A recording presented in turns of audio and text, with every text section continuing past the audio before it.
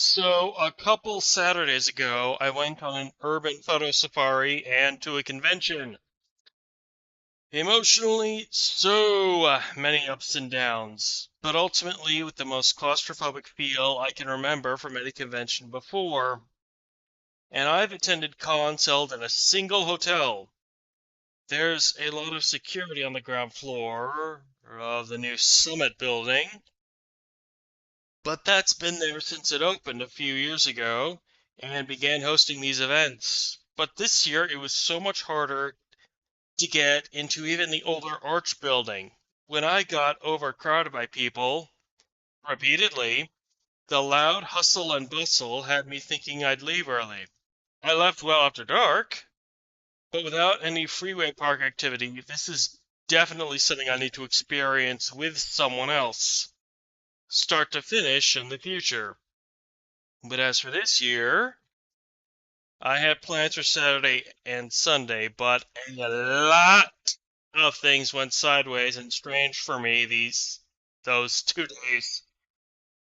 So while I had a satisfying Saturday, Sunday was just on its head.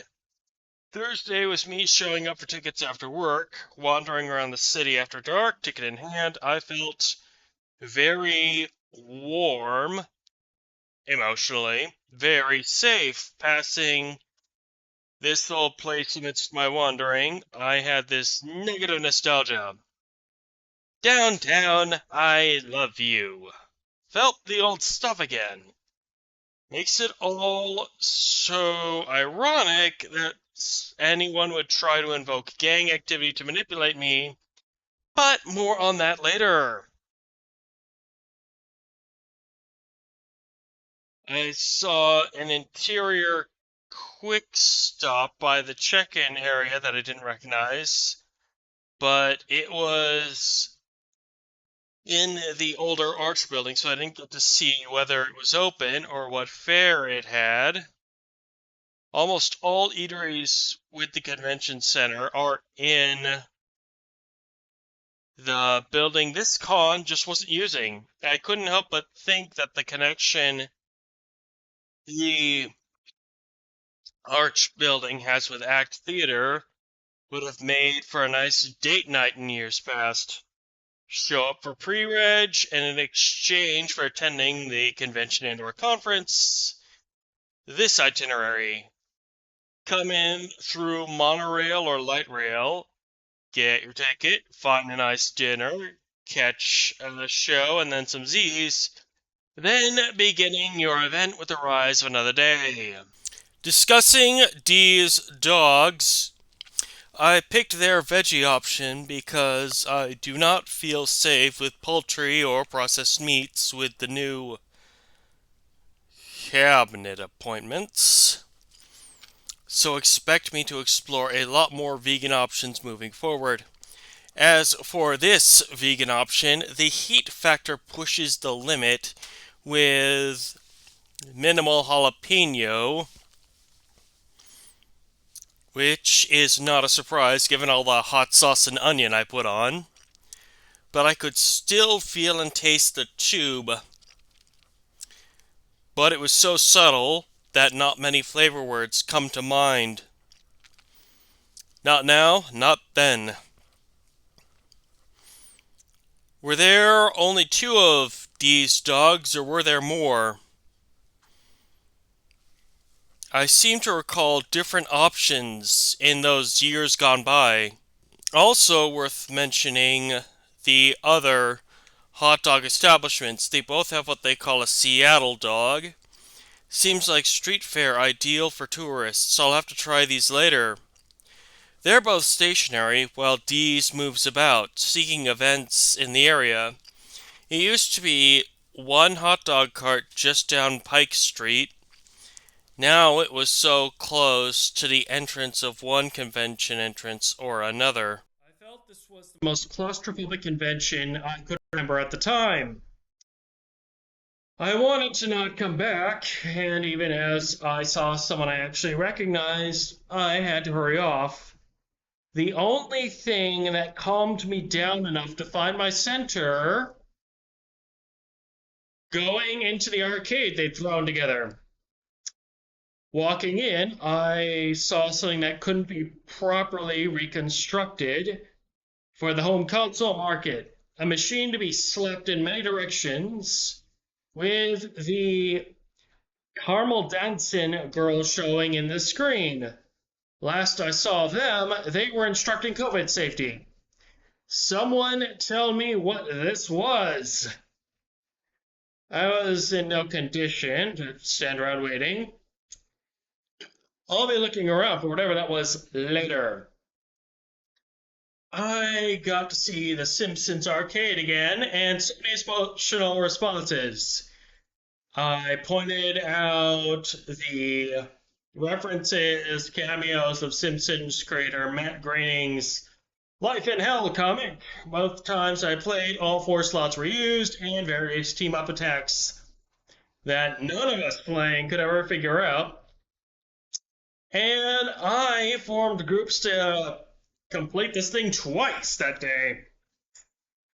It wasn't just nostalgia, remembering running to still running games that were abandoned, all because I never had quarters of my own back in those days.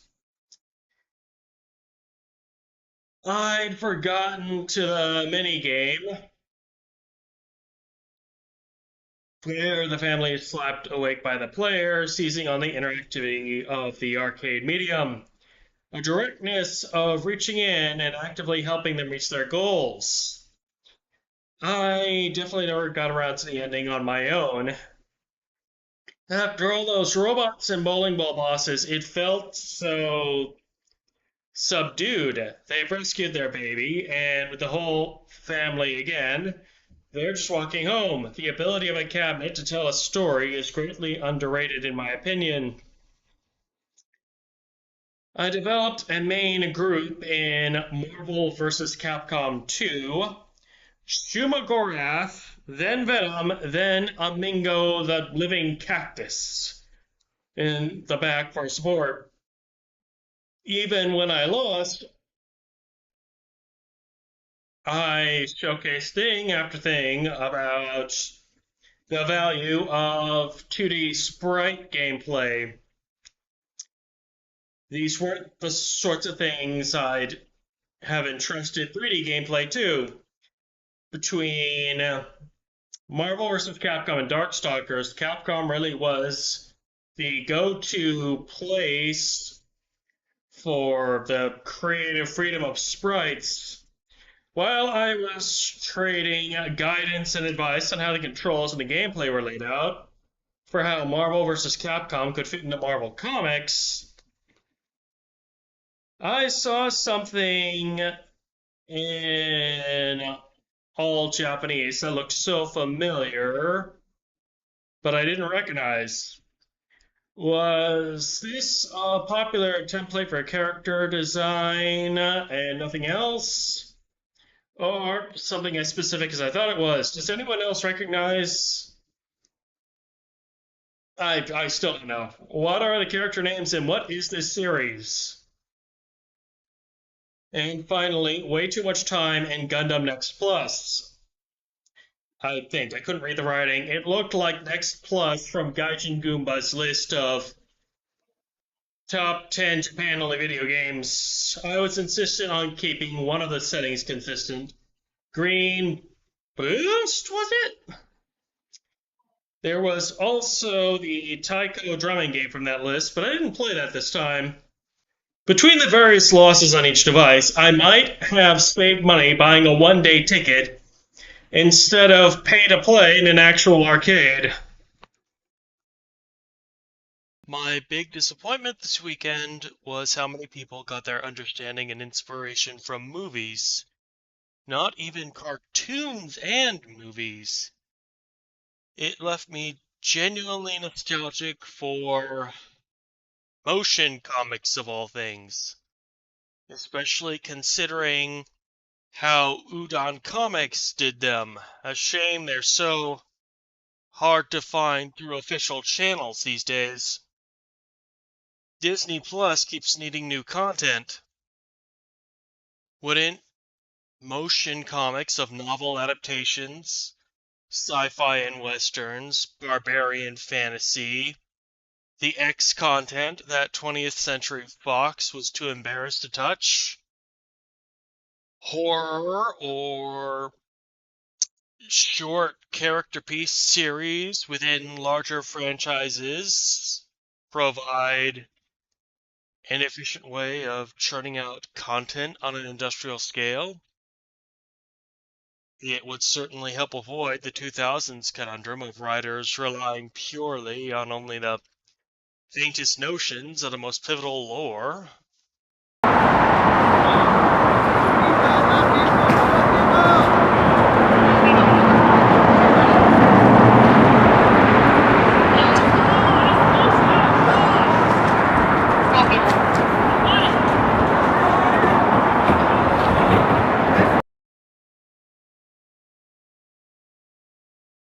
And that's it for my Saturday. Pissed off about my Sunday overall, but my dinner money got hustled by some invasive and pushy salesmen. At the time, I wasn't entirely sure what to call what happened, but there wasn't enough in event cash left over for dinner at Dewat. I've been planning to go there for years. Just going to have to take my mom there at Worldcon. These were hucksters selling CDs in every Tacoma and Seattle Convention Center event I can remember for some time. I picked up some that have been casually discarded. On account of YouTube not supplying music anymore, and not wanting to run afoul of copyright, I thought I'd been clever to ask them if their policy was to allow use of their music online. But they got way too pushy. How do I say no to pushy salesmen? How do I lure them off the sidewalk? How do I signal discreetly to people around me that these are scammers? And what are tells one can pick up on in real time? Oh wait, I know this one. If someone gets up in your face, using teamwork to give you no time to think, appealing only to emotion, that can be a clear sign. If they're collecting for a cause they never name, that's the greatest red flag. Reaching for wallets and credit cards? One more. Bypassing the haggling process? Another red flag. Adding additional charity out of the blue? Man, these were sloppy on Sunday. I also looked at whatever disc had any writing on them. I looked up the Bliss MC printed on one of these discs. The artist I saw didn't seem to have any ties to a school for children, so they might have been pirating all the music too, even on the Marvel artwork ones. But I wouldn't know. I'm still a bit of a metalhead myself. I also remembered after we parted ways that my replacement laptop doesn't even have a CD drive. Whoops! Just remember, if you're overwhelmed by any day that really is just going that badly, find a nice quiet place, which is hard to do in the Summit building. Very unsoundproofed walls there. Even the quiet room was repeatedly loud in short bursts. Maybe the old freeway park where conventioneers used to congregate, or somewhere under it, and try to bring comfort food, puzzles, or something else. What calms you down? Post in the comments.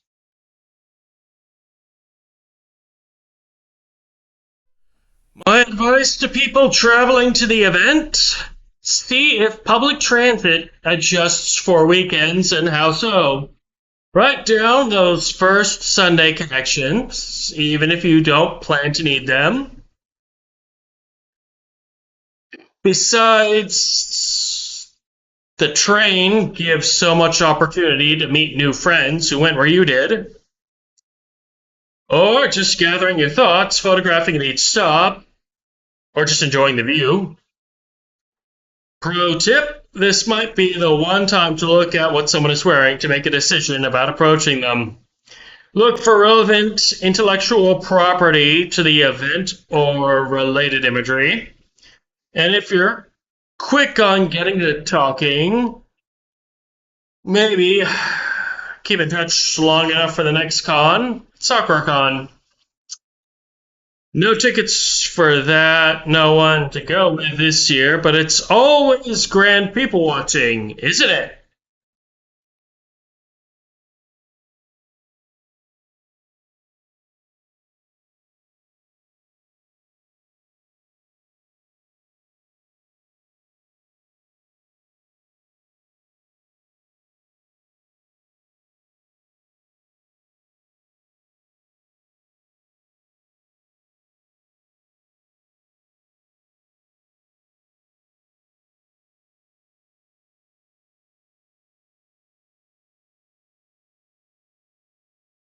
It's a shame we can't get that Harley in.